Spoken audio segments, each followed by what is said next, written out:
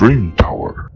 기준금리 인상 때 주택담보대출 연이자 6%에서 7%, 실소유자 매수 심리 꽁꽁 얼어붙는다. 1월 14일이죠. 기준금리가 0.25% 이제 상승이 되면서 1.25%가 됐습니다. 소형주택 앞으로의 이제 정책 방향에 맞춰서 재개발에 맞춰서 투자의 전략을 세우는 게 투기 방지 대책 피해서 투자하는 것이 핵심 포인트다.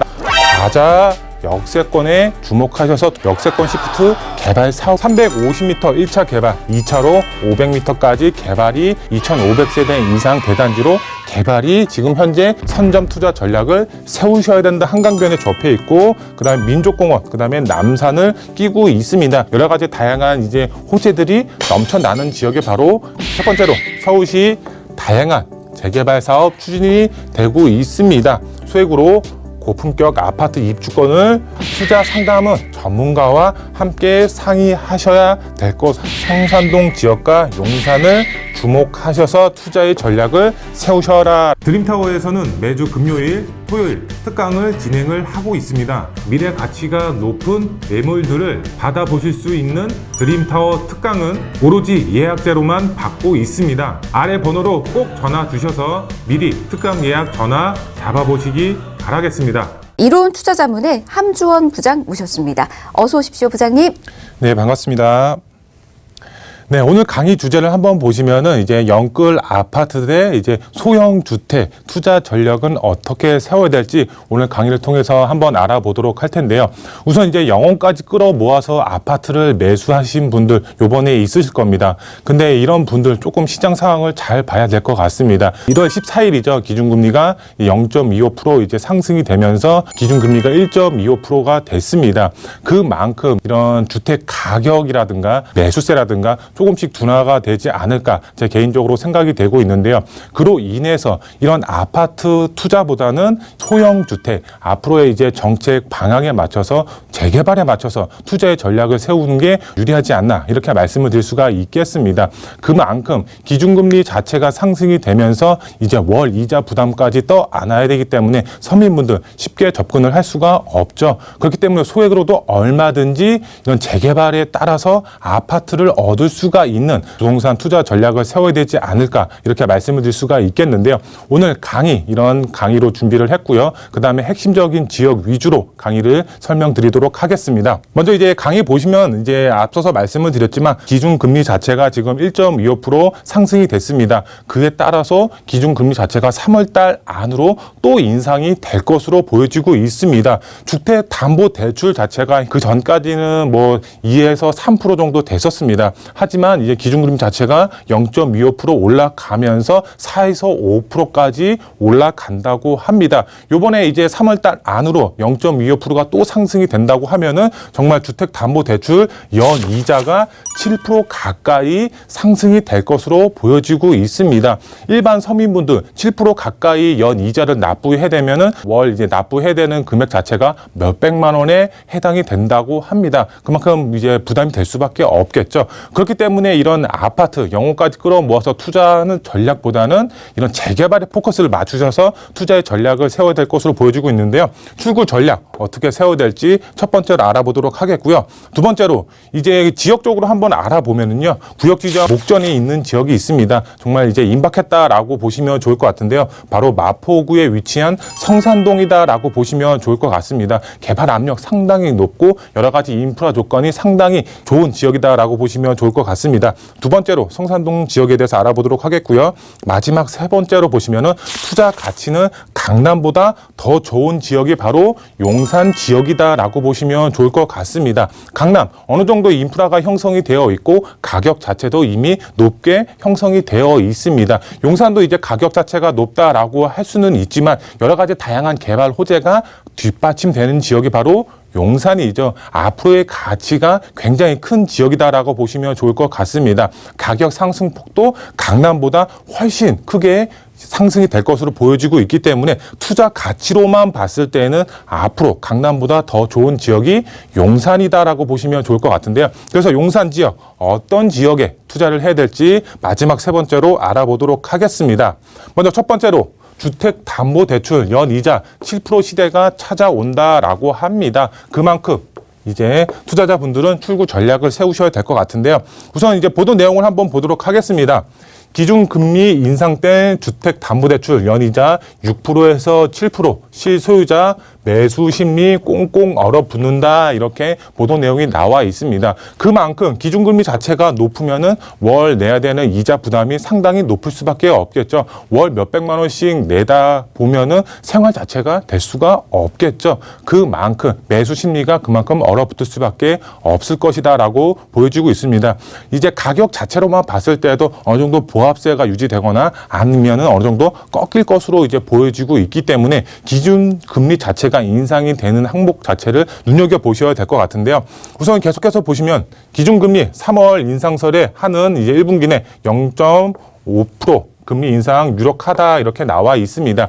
그만큼 지금 0.25% 올렸죠. 이제 3월 달 안으로 0.25%가 더 올라갈 것으로 보여지고 있습니다. 주택담보대출 금리 자체가 그만큼 상승이 될 수밖에 없는 현실이 다가온다라고 보시면 좋을 것 같은데요. 영끌 집주인 거래 가뭄 주택시장 우려, 연착륙 유도해야라고 이렇게 나와 있습니다. 이 연착륙이라는 단어를 좀 주목하셔야 될 것 같습니다. 그만큼 앞으로의 대안이 어떻게 나올지가 좀 관건이 될 것으로 보여지고 있는데, 연착륙을 할지 안 할지, 정부의 정책이 어떻게 흘러갈지 시장 상황을 눈여겨보셔야 될 것 같은데요.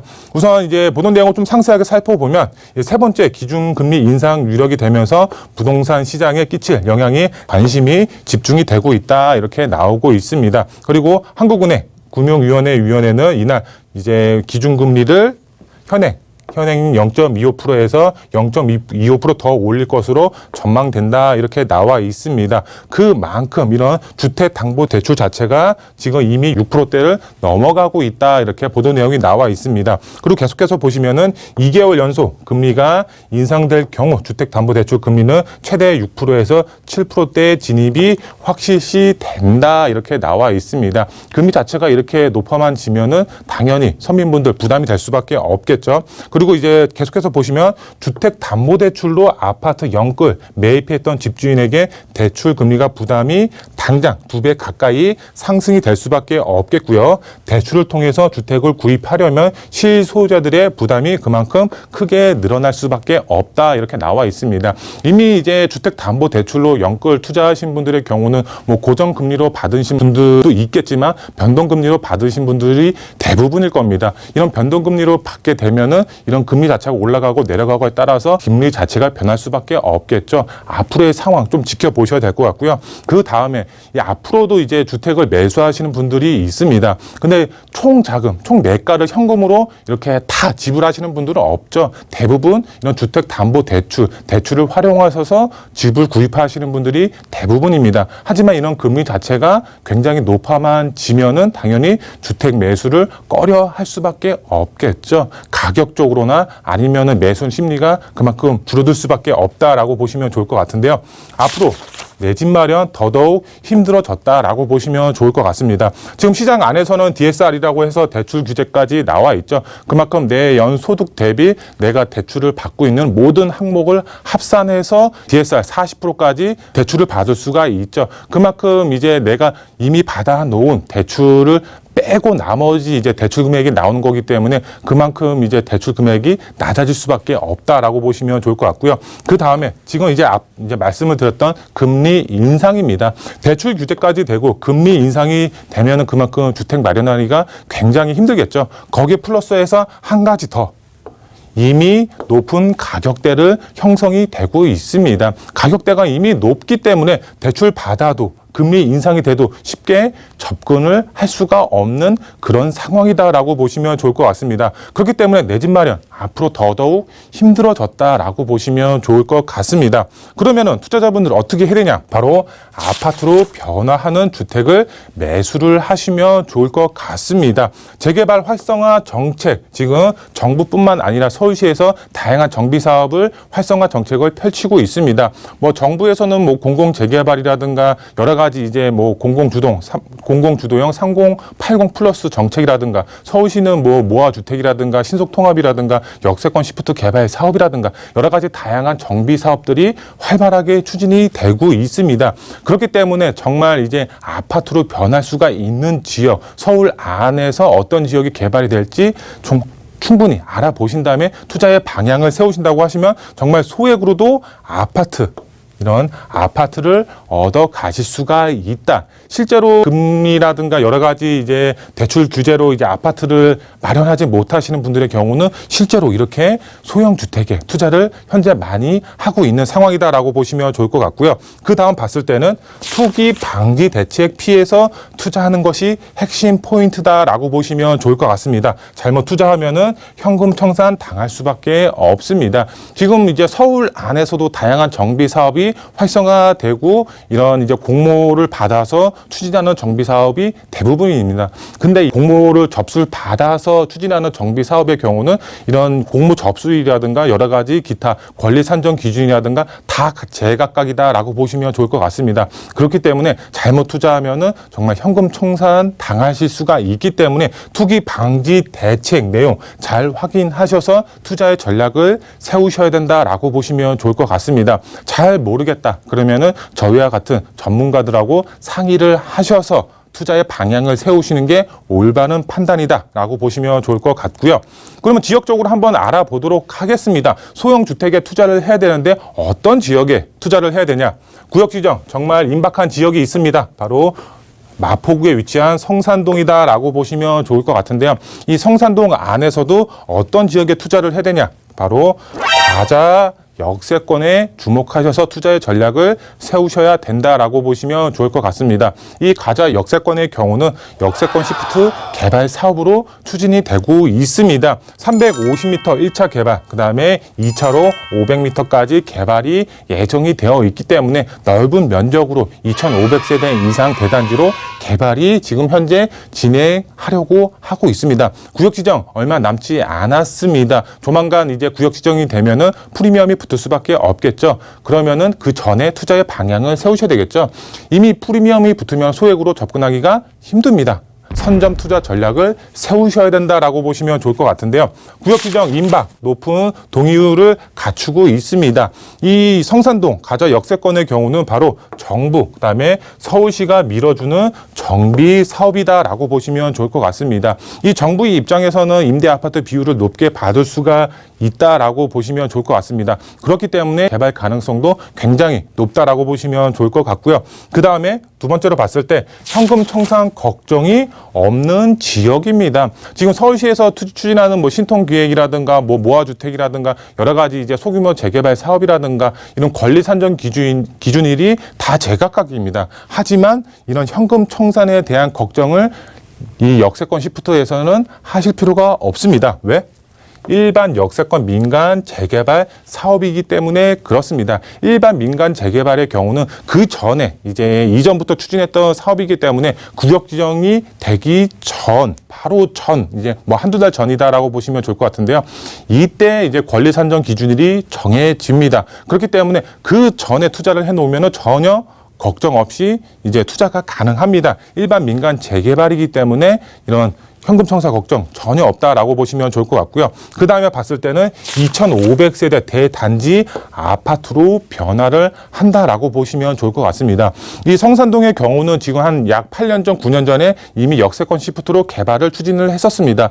이전에는 한 300세대 조금 안 되는 지역이 추진을 했었는데 그만큼 300세대 갖고는 사업성이 나올 수가 없었죠. 그렇기 때문에 사업이 무산이 됐다가 요번에 다시 추진하는 게 2,500세대로 다시 추진을 하고 있다라고 보시면 좋을 것 같습니다. 그만큼 사업성이 엄청 좋아졌죠. 개발 가능성, 정부에서 밀어주는 정비 사업이기 때문에 개발 가능성도 높고 2,500세대 대단지로 개발이 되기 때문에 그만큼 사업성도 충분히 나온다라고 보시면 좋을 것 같습니다. 그러면 이제 마지막 세 번째로 투자 가치, 앞으로 강남보다 더 좋은 지역, 바로 용산 지역이다라고 보시면 좋을 것 같은데요. 이 용산 지역 다양한 개발 호재가 있죠. 교통 호재, GTX 노선, 그 다음에 신안산선, B노선, 그 다음에 신분당선, 교통의 호재까지 있는 지역이고요. 자연 환경으로 봤을 때는 한강변에 접해 있고, 그 다음에 민족공원, 그 다음에 남산을 끼고 있습니다. 자연 환경도 조성이 되고요. 그 다음에 일자리로 봤을 때 서울역 북부 역세권 개발 사업이라든가 국제업무단지 개발 사업이라든가 여러 가지 다양한 이제 호재들이 넘쳐나는 지역이 바로 용산 지역입니다. 앞으로의 가치가 계속적으로 상승이 될 수밖에 없는 그런 지역이다라고 보시면 좋을 것 같은데요.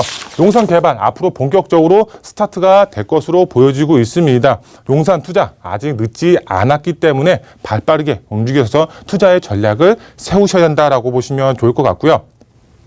이 용산의 경우는 높은 시세 차익과 입주권 투자가 가능합니다. 그렇기 때문에 지금 용산의 경우는 매물 품귀 현상이 나타나고 있습니다. 그만큼 개발 압력도 높고 다양한 개발 호재가 있는 지역이기 때문에 투자 수요 계속적으로 증가가 될 것으로 보여지고 있고 투자 가능 매물도 계속적으로 줄어들고 있는 그런 상황이다라고 보시면 좋을 것 같습니다.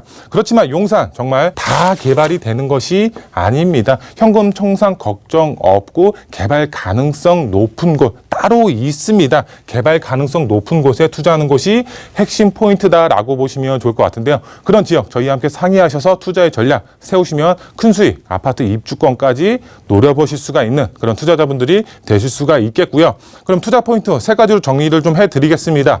첫 번째로 서울시 다양한 재개발 사업 추진이 되고 있습니다. 소액으로 고품격 아파트 입주권을 이제 투자하셔서 받으실 수가 있는 그런 투자 전략 세우시면 좋을 것 같고요. 그리고 두 번째로 봤을 때는 투자 상담은 전문가와 함께 상의하셔야 될 것으로 보여지고 있습니다. 그만큼 투기 방지 대책이라는 내용이 있습니다. 앞서서 말씀을 드렸지만 정말 서울 어디가 재개발이 될지는 알 수는 없습니다. 하지만 투기 방지 대책으로 인해서 현금 청산 당할 우려가 있습니다. 이런 현금 청산 당하지 않는 지역으로 투자를 하시는 게 핵심 포인트가 되겠는데요.